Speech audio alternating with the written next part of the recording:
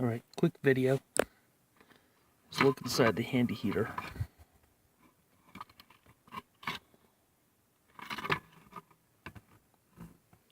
There's the board.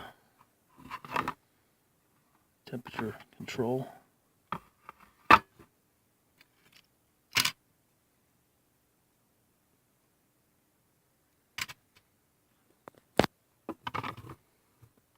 Wiring is not bad. I'm a little concerned about that wire though, but it's okay. Switch.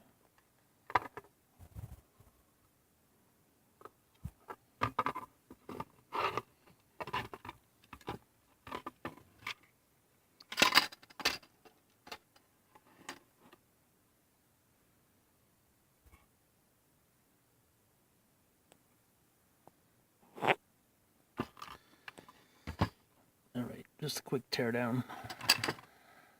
Thanks for watching.